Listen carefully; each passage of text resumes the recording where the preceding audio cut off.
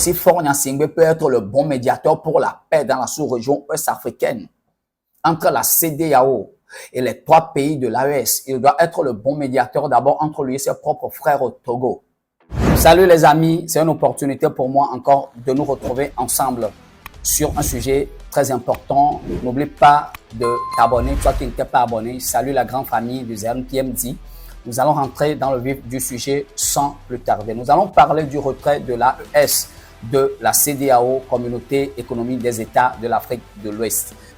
Face à cette situation qui perdure, leurs excellences le capitaine Ibrahim Traoré, le colonel Assimi Goïta et le général de brigade Abdourahmane Tchani, respectivement chef d'État du Burkina Faso, de la République du Mali et de la République du Niger, prenant toutes leurs responsabilités devant l'histoire et répondant aux attentes, préoccupations et aspirations de leur population, décident en toute souveraineté du retrait sans délai du Burkina Faso, du Mali et du Niger de la communauté économique des États de l'Afrique de l'Ouest, fait à Ouagadougou, à Bamako et à Niamey le 28 janvier 2024. Merci de votre très aimable attention. Bon nombre de personnes sont en train de donner beaucoup d'interprétations à ce qui s'est passé le 28 janvier 2023 dans une allocution coordonnée du Mali, du Burkina et du Niger. Le capitaine Ibrahim Traoré, le colonel Assimi Goïta et le général Abdourahmane Tchani sont sortis de la CEDEAO. Les 3 pays de l'AES qui ont créé AES, Alliance des États du Sahel, que nous connaissons, ont décidé carrément de sortir de la CEDEAO. Sortir de la CEDEAO explique quoi? Explique la fin de l'oligarchie française qui contrôle ces pays avant ne peut plus les contrôler aujourd'hui. C'est la fin de la France-Afrique dans ces États. Alors la France n'aura plus jamais le monopole sur ces 3 pays, sur le Burkina, sur le Mali et sur le Niger. Il a perdu toute son autorité, son paternalisme, son arrogance et son mépris envers ces États-là qui ont décidé de devenir totalement libres, des hommes libres de toutes leurs actions, de tous leurs mouvements, de toutes leurs décisions, et de sentir réellement le vent de l'indépendance depuis plus de 60 ans que ces pays sont indépendants. Ce que nous perdons en acceptant cette vassalisation est pire, 1000 fois pire que ce que nous allons assumer en restant nous-mêmes. Et que les gens apprennent à nous respecter. On ne peut pas continuer à nous parler comme un petit peuple. C'est un peuple qui a une grande histoire. Les dirigeants du Mali ne doivent pas être des gens comme trembant dans les couloirs où on les menace. La sortie de la CEDEAO, mesdames et messieurs, permettra au Mali de définir les politiques commerciales optimales et plus avantageuses, d'avoir la liberté de prendre certaines décisions politiques et économiques, dénouer et signer des accords avec d'autres pays, organisations sous-régionales ou internationales. Enfin, que doivent faire nos 3 pays de l'AES, mesdames et messieurs? Mutualiser nos intelligences, nos ressources. Ils ont aussi décidé de garder leur intégrité, quelque chose qu'il y a.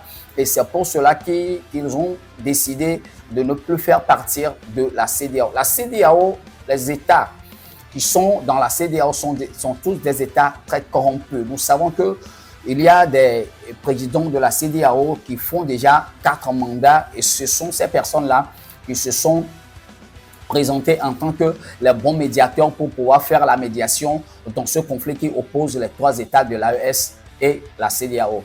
Ce qui a commencé par un discours très palpitant que Robert Doucet, le ministre des Affaires étrangères du Togo, a fait à la 78e session de l'Assemblée générale de l'ONU. Il a dit: nous sommes fatigués de l'arrogance, du paternalisme, nous sommes fatigués du mépris des puissances coloniales sur nos États. Les jeunes sont fatigués. Alors, après ce discours, par magie, le pouvoir de Lomé II est devenu aussitôt un pouvoir panafricain qui cherche le développement et la croissance des peuples africains par uniquement les Africains sans l'ingérence d'aucun État.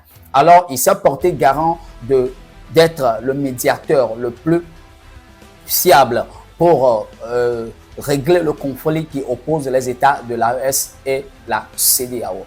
Nous savons que dans toute une médiation, c'est-à-dire que quand 2 parties sont en conflit, le médiateur doit être d'abord impartial. Et nous savons que le médiateur, quelque chose qu'il y a, se penche toujours d'un côté. On se penche un peu de ce côté qui a raison et puis on commence à faire la médiation. Nous savons aussi que dans une médiation, pour parvenir à un bon accord entre les deux parties, il faut toujours un compromis. C'est-à-dire que vous acceptez quelque chose, vous laissez ça là.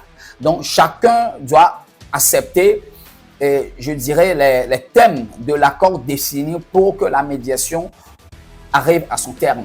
Donc, ces trois pays ont constaté réellement que dans cette médiation, ce n'est pas une médiation pour régler le problème effectif des États, des pays de l'Afrique pour les Africains, mais c'est une médiation pour permettre plutôt à ce que l'ancien colon revienne à la charge pour pouvoir encore dominer et prendre le dessus sur les pays africains. Du gouvernement français, des autorités françaises, pour déterminer une nouvelle coopération avec l'Afrique, c'est tellement bien quand tu les écoutes, les défauts. Mais ça, c'est la même chose, c'est les discours.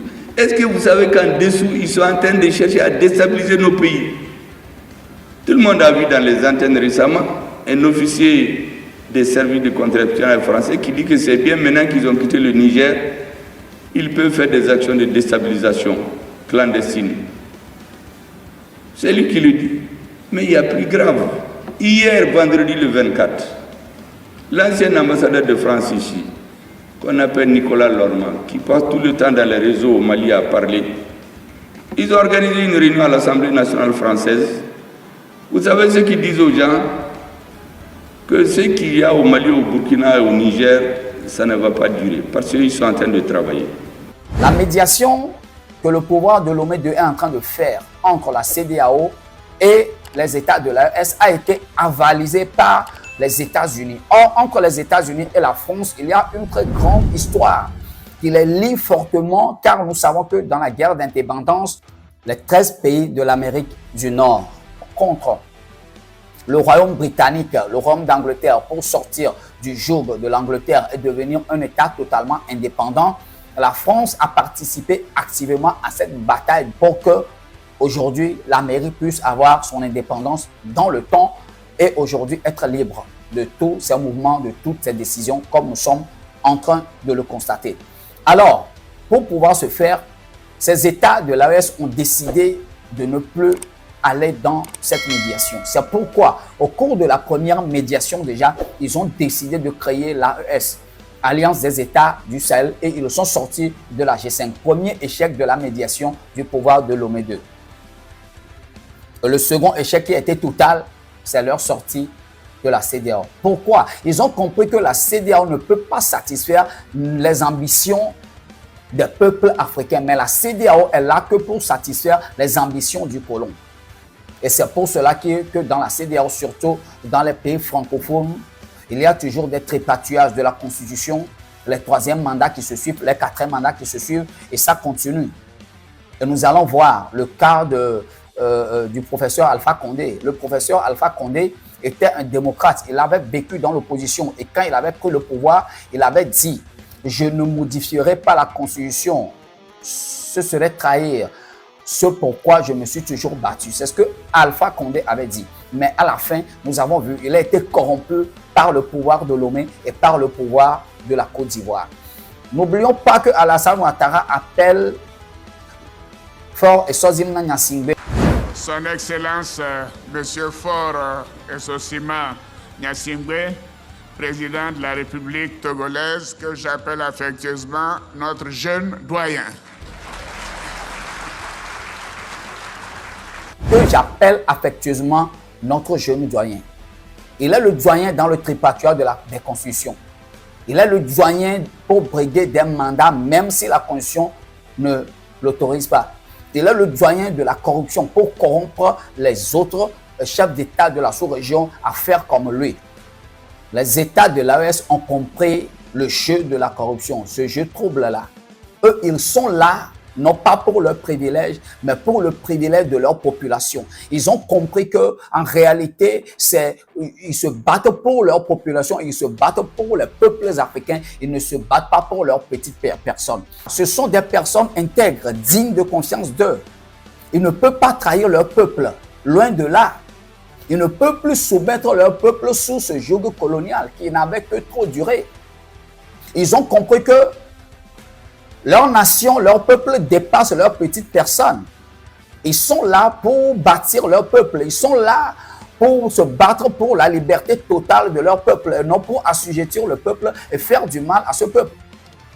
Et c'est pour cela que la médiation n'a pas pu aboutir. La médiation n'a pas pu aboutir parce que le pouvoir de Lomé veut corrompre ces trois chefs d'État dans cette médiation à se soumettre encore au désordre de la France. Et que ces États se retrouvent encore nez à nez et dans le maillon de la France-Afrique. Ce que ces trois personnes qui sont les chefs d'État de ces trois pays n'ont pas accepté. C'est là que le deal a capoté. Ils ont pris la meilleure décision. Qui dira aujourd'hui qu'ils ont pris une décision d'erreur. La meilleure décision, la plus meilleure que ce soit dans la sous-région ouest-africaine, c'est ça que ces trois États de l'AES ont pris. Sortir carrément de la CEDEAO et aller vers l'avant. Un chemin sans retour, un chemin sans corruption. Choguel Maïga Kokala l'a toujours dit qu'on leur a proposé de l'argent pour ci, pour ça. Il n'a appelé le nom de personne qui veut les corrompre. Qui veut corrompre ces personnes. Mais quand on vous propose de l'argent, c'est pour quelque chose, c'est pour vous amener à quelque chose, c'est pour qu'on aboutisse à quelque chose chez vous. On ne peut jamais vous proposer de l'argent sans faire d'autres propositions à l'avance. Ce qui veut dire que l'argent, ce qu'on va vous proposer, les deux marchent de pair. Mais en tant que des hommes intègres, en tant que des hommes qui savent là où ils vont, ils ont dit non. Et leur meilleure décision, c'est de couper tout lien avec ces personnes qui peuvent les corrompre. Et ils ont dit, quand vous voulez traiter avec eux, vous devez traiter avec eux d'égal à égal. Vous devez comprendre que ce sont des personnes qui ne tiennent qu'à leur décision, servir le peuple africain.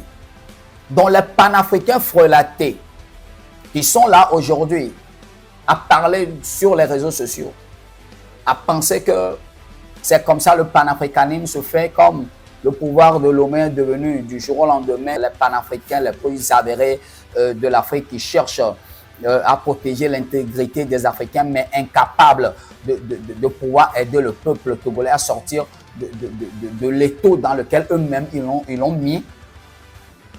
Ce pouvoir de Lomé de qui se bat main et ongles pour sortir d'autres personnes de leur prison à l'étranger. Quand nous avons vu les 49 mercenaires qui sont attrapés au Mali, nous avons vu le fils de Mohamed Bazoum, ils ont tout mis en œuvre pour qu'ils sortent de là.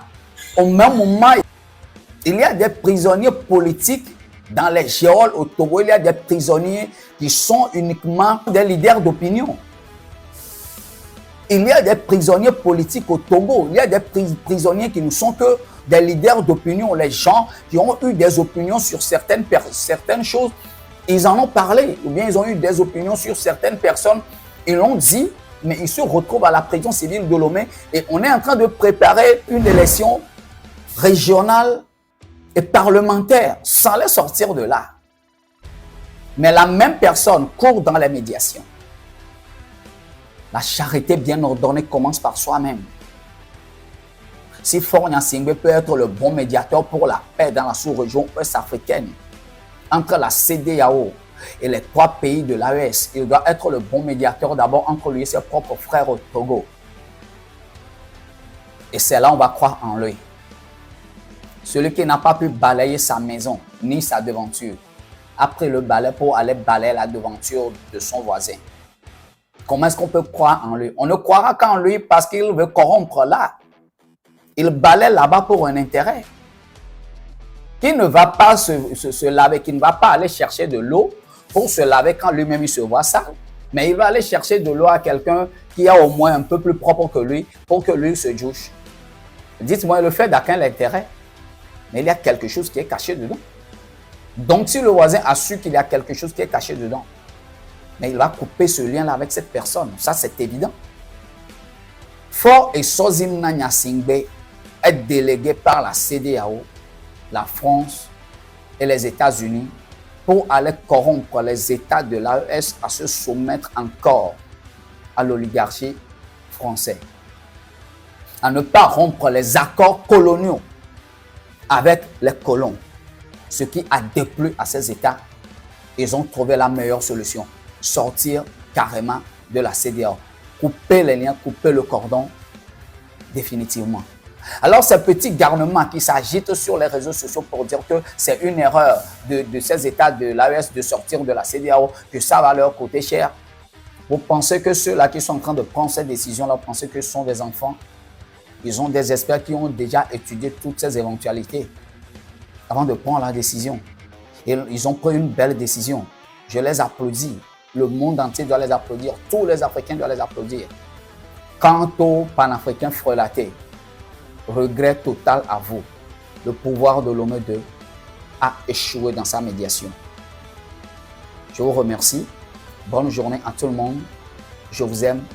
God bless.